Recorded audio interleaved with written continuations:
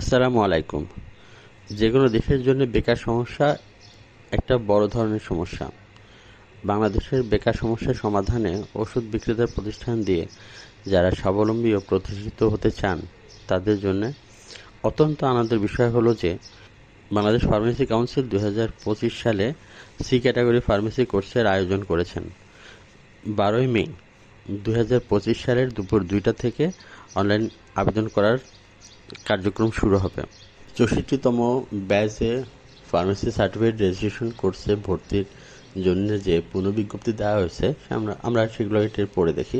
এখন আমরা জেনে নেই যে অনলাইন আবেদনের ক্ষেত্রে কি কি কাগজপত্র লাগবে বা যোগ্যতা কি। এখানে ভর্তির যোগ্যতা আবেদনকারীকে এসএসসি বা সমমানের পরীক্ষায় উত্তীর্ণ হতে হবে।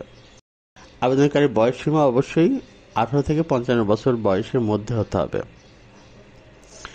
আর 3 নম্বর যোগ্যতা হলো ড্রাগ লাইসেন্সধারী ফার্মেসির মালিক বা মালিক নিজে বা তার ফার্মেসিতে কর্মরত এক বা একাধিক ব্যক্তি। এবার আমরা দেখি যে এই অনলাইন আবেদনের জন্য কি কি কাগজপত্র লাগবে। 1 নম্বরে আছে এসএসসি বা সমমানের সনদপত্রের সত্যায়িত কপি। আপনি এই এসএসসি পাসের সার্টিফিকেট সত্যায়িত করে এটা আপনাকে পিডিএফ আকারে করতে হবে।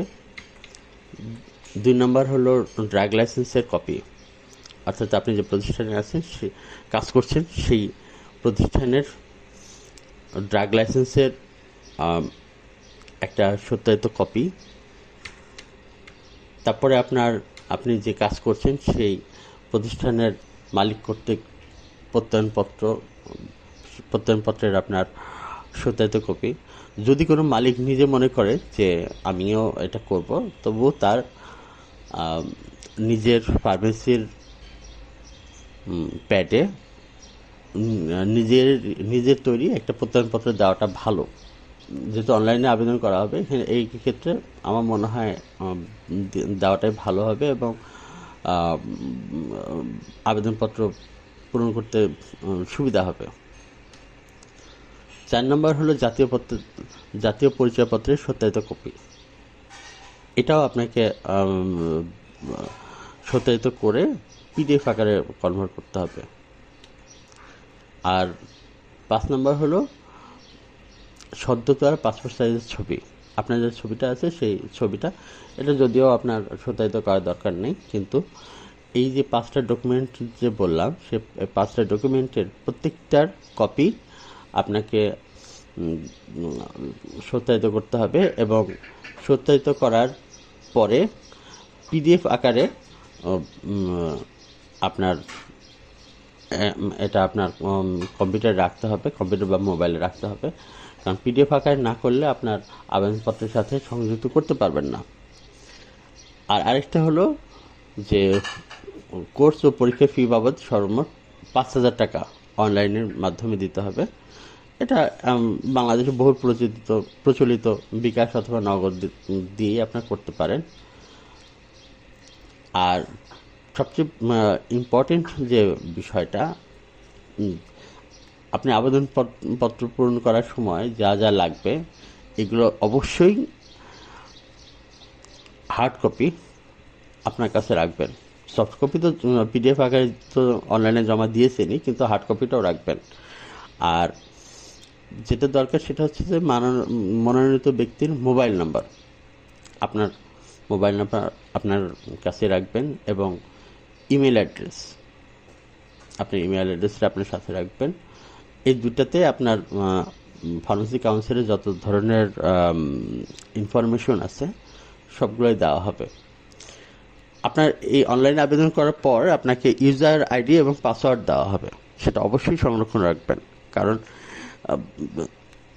এই ইউজার আইডি এবং পাসওয়ার্ডের মাধ্যমে আপনি বুঝতে পারবেন যে আপনার এখানে আবেদনটি পূরণ যে করেছেন সেটা সঠিক হয়েছে কিনা, বা যত ধরনের নোটিশ আছে সব আপনাকে এই ইউজার আইডি এবং পাসওয়ার্ডের মাধ্যমে যে আইডিটা ওপেন করবেন তার মধ্যে দেওয়া হবে। কোনোভাবেই আপনার হার্ড কপি অন্য আরেকজনকে দেবেন না, নিজ দায়িত্বে সংরক্ষণ রাখবেন। হার্ড কপি এবং সফট কপি যে কোনো প্রয়োজন প্রয়োজনে ফার্মেসি কাউন্সিল যাচাই বাছাইয়ের জন্য চাইতে পারে। আর অ্যাপ্লিকেশন করার অ্যাড্রেসটা আমি দিয়ে দিয়েছি। অ্যাড্রেসটি হলো pcbapps.com.bt। এখানে অ্যাপ্লাই নাও নামে একটা অপশন থাকবে, সেখানে আপনি এটা ক্লিক করবেন। ক্লিক করার পরে আপনার রেজিস্ট্রেশন সনদের জন্য আবেদনের একটা অপশন আসবে, আপনি তার মধ্যে ঢুকবেন। ঢোকার পরে আপনার এখানে সবার উপরে ডান দিকে লাল ব্লক করা একটা অপশন আসবে, সেটা হচ্ছে অ্যাপ্লাই নাও। আপনি অ্যাপ্লাই নাওতে ক্লিক করবেন। অ্যাপ্লাই নাওতে ক্লিক করার পরে আপনার এখানে 3টা অপশন আসবে: রেজিস্ট্রেশন সনদের জন্য আবেদন, মূল রেজিস্ট্রেশন সনদ উত্তোলনের জন্য আবেদন, আর আরেকটা হলো রেজিস্ট্রেশন সনদ নবায়নের জন্য আবেদন। আপনি যেহেতু এখন রেজিস্ট্রেশন করেন নাই, তাই সবচেয়ে বামের যে অপশনটা থাকবে রেজিস্ট্রেশন সনদের জন্য আবেদন, ওখানে আপনি সবুজ বাটন যেটা আছে অর্থাৎ এখানে ক্লিক করুন। ওখানে আপনি প্রেস করবেন। প্রেস করলেই আপনার একটা ফর্ম আসবে। নতুন আবেদনকারীর জন্য এই প্যানেলটি প্রযোজ্য।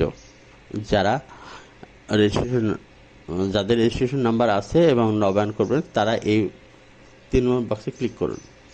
আপনি এখানে pharmacy A, B, C, B pharma, diploma in pharma আর ফার্মেসি টেকনিক্যাল অর্থাৎ সি ক্যাটাগরি, এই অপশনে ক্লিক করে ফর্মটা ফিল আপ করবেন এবং রেজিস্ট্রেশনের জন্য আরও কিছু অপশন আসবে।